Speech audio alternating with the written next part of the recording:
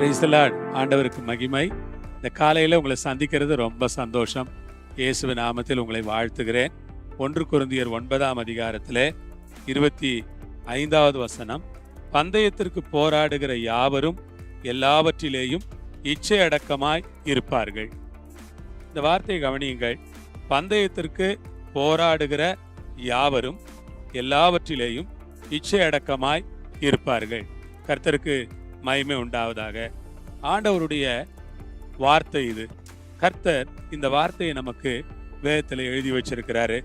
என்னன்னா, பவுல் அப்போஸ்தலன் கிறிஸ்தவ ஜீவியத்தை, கிறிஸ்தவ ஓட்டத்தை பந்தய சாலையில் ஓடுகிற ஒரு ஓட்டத்திற்கு சமமாக அதை பார்க்கிறார். அதனாலதான் மேல உள்ள வசனத்தில் சொல்றாரு, பந்தய சாலையில் ஓடுகிறவர்கள் எல்லாரும் ஓடுவார்கள், ஒருவனே பந்தயத்தை பெறுவான் என்று அறியீர்களா? நீங்கள் பெற்றுக்கொள்ளத்தக்கதாக ஓடுங்கள் என்று சொல்லுகிறார். பந்தய சாலையில் ஓடுகிறவர்கள் எல்லாரும் ஓடுவார்கள், ஆகிலும் ஒருவனே பந்தயத்தை பெறுவான் என்று அறியீர்களா? நீங்கள் பெற்றுக்கொள்ளத்தக்கதாக ஓடுங்கள் என்று இந்த இடத்திலே குறிப்பிடுகிறார். அன்புக்குரிய கர்த்தருடைய ஜனங்களே, பந்தய சாலையில் ஓடுகிறவர்கள் எல்லாரும் ஓடுவார். கர்த்தருக்கு ஸ்தோத்திரம். ஆனால் ஒருவன் தான் பந்தயத்தை பெறுவான். அதை வேதம் திட்டவட்டமாக சொல்லுகிறது. ஒருவனே பந்தயத்தை பெறுவானா? நீங்கள் பெற்றுக்கொள்ளத்தக்கதாக ஓடுங்கள், நீங்கள் பெற்றுக்கொள்ளத்தக்கதாக ஓடுங்கள். பந்தயத்திற்கு போராடுகிற யாவரும் எல்லாவற்றிலும் இச்சையடக்கமாய் இருப்பார்கள்.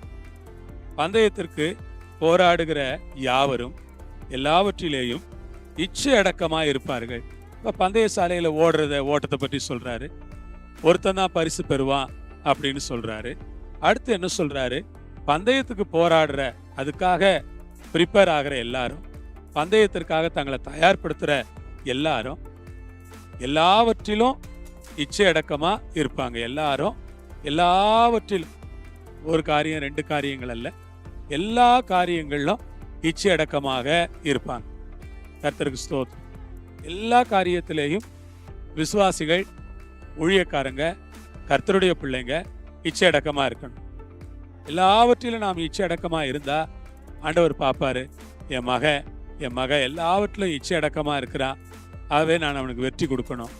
கர்த்தருக்கு ஸ்தோத்திரம். ஒரு வெற்றி என்பது தேவன் நம்ம கொடுக்கிற ஒரு ஆசீர்வாதம். அந்த வெற்றியை பெறுவதற்கு நாம் என்ன செய்யணும் அப்படின்னா, ஒரு காரியம்தான் நமக்கு சொல்லப்பட்டிருக்கிறது, இச்சையடக்கமா இருக்கணும். விசுவாசிகளாகிய நாம ஒவ்வொரு காரியத்திலும் இச்சையடக்கத்தை முக்கியப்படுத்தி கொள்ளணும். எல்லா விஷயங்களிலும் இச்சையடக்கமா இருக்க வேண்டியது ரொம்ப ரொம்ப அத்தியாவசியமாக இருக்கிறது. நிறைய பேரு இன்றைக்கு இச்சையடக்கம் இல்லாம, இச்சையடக்க குறைபாட்டினால கஷ்டப்படுறாங்க. ஒருவேளை அது சாப்பாடா இருக்கலாம், ஒருவேளை அது தூக்கமா இருக்கலாம், ஒருவேளை அது பணமா இருக்கலாம், ஒருவேளை அது சரீரம் சார்ந்ததா இருக்கலாம், ஒருவேளை அது பொருள் சார்ந்ததா இருக்கலாம். எல்லாவற்றிலும் ஒரு இச்சை அடக்கத்தை கர்த்தர் நமக்கு தரும்படியாக கர்த்தருடைய கரங்களிலே நாம் ஒப்பு கொடுக்க வேண்டும். எல்லாவற்றிலும் நாம் இச்சை அடக்கமா இருந்தால் தேவன் அதை பார்த்து கொண்டிருப்பார். தேவன் சொல்லுவார், என் மகன் என் மகள் எல்லாவற்றிலும் இச்சை அடக்கமா இருக்கிறார்கள் என்று தேவன் சந்தோஷப்படுவார். ஆகவே அன்புக்குரிய சகோதர சகோதரிகளே, எல்லா காரியங்களையும் இச்சையடக்கமா இருங்கள் என்று உங்களை நான் உற்சாகப்படுத்துகிறேன். இச்சையடக்கம் ரொம்ப முக்கியம். பாருங்க, இச்சையடக்கம் எல்லாமே இன்னைக்கு நிறைய பேரு வாழ்க்கையில கஷ்டப்படுறாங்க. இச்சையடக்கம் இல்லாதனால நிறைய போராட்டங்கள், நிறைய சிரமங்கள், நிறைய கஷ்டங்கள். சில கோபத்தை கூட அடக்க மாட்டாங்க. எல்லாவற்றிலும் ஒரு அடக்கம். இச்சை அடக்கம் என்றால் என்ன? எல்லாவற்றிலும் ஒரு அடக்கம். எல்லாவற்றையும் கண்ட்ரோல் பண்றதுக்கு ஆண்டவர்கிட்ட கிருபை கேட்கணும்.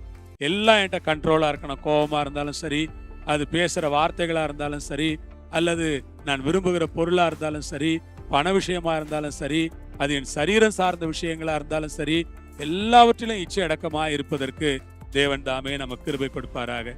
ஜெபிப்போமா. நல்ல ஆண்டவரே, அருமையான நேரத்துக்காக ஸ்தோத்திரம். இயேசுவின் நாமத்தில், இயேசுவின் மூலமாக நம்முடைய கரங்கள்ல எங்களை முழுவதுமாக ஒப்பு கொடுக்கிறோம்.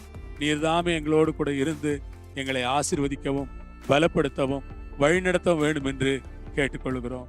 உடைய சித்தத்திற்கு நாங்கள் எல்லாவற்றையும் அர்ப்பணிக்கிறோம். காத்து கொள்ளுங்க. உடைய நாமத்தை மகிமைப்படுத்துங்க. தடையாவையும் எடுத்து போடுங்க. இயேசுவின் நாமத்தில் ஜெபிக்கிறோம் பரமபிதாவே. ஆமென். அல்லேலூயா. கர்த்தருக்கு ஸ்தோத்திரம். ஆண்டவர் உங்களோடு இருப்பார், உங்களை ஆசீர்வதிப்பார், எல்லாவற்றிலும் இச்சையடக்கமாய் இருக்க கிருபை தருவார். ஆமென்.